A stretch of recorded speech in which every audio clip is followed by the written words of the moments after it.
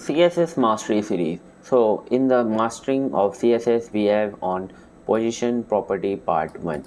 This is day 21. Hey amazing developers, Krishna Sharma here from Kredict and welcome to 21st of our CSS Mastery series. Today we are diving into an essential CSS property that play a crucial role in layout design positions. So if you are ready to take control of your web page's layout, don't forget to hit that subscribe button for more coding adventures. So first we have introduction to position properties. The position property is a powerhouse when it comes to controlling the placement of element on a web page. In today's video, we will embark on the first part of our journey through the nuances of the position property. So first we will understanding the position with using static. So by default element have a static position. They flow in the normal document flow one after the another. So let's explore how this behave. So here we have this HTML structure with we have some style in which we are giving the element position static. Let's copy this and make a HTML file.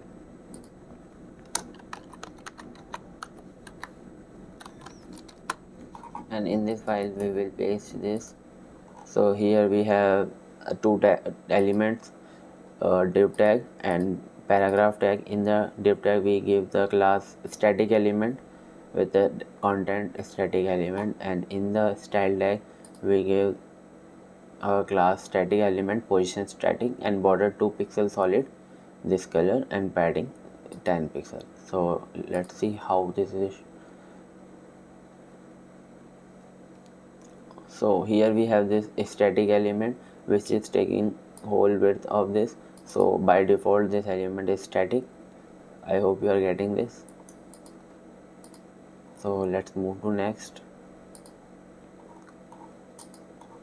So this is very interesting, position relative, the starting point. So with position relative we introduce a new reference point for positioning child element. This set the stage for more advanced positioning technique. So here we have HTML structure for understanding the position relative. Let's see. So I will copy this and paste in the place of this code.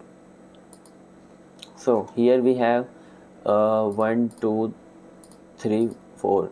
So here we have 4 tags which is paragraph first. So this is a paragraph inside the relative container, and this is our parent relative container, and this is relative element. So in the style we have given relative container, relative element. So both we have given the position relative. So in the relative we can also give the top, left, bottom by your own. So let's see how this is showing. So just position relative give the new reference point to this.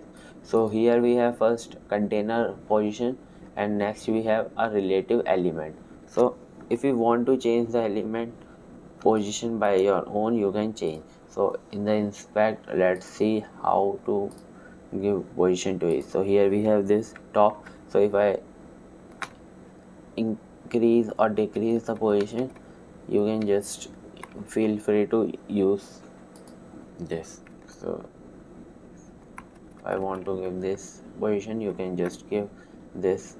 I hope you are getting this. This is position related. Let's make this some unique, like I want to give a position element like height 100 pixel and width 100 pixel, background color some solid. So here we have this position. If we want to just give another position, like to just change the top, bottom, and left, right, you can just I change the top. See, top from this element is coming after 40 pixel from top. I hope you are getting this.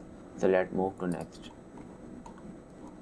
So if you are excited about mastering the position property, hit like and share your thought in the comments. Subscribe for more daily coding adventures. Tomorrow we will delve into position absolute and position fixed.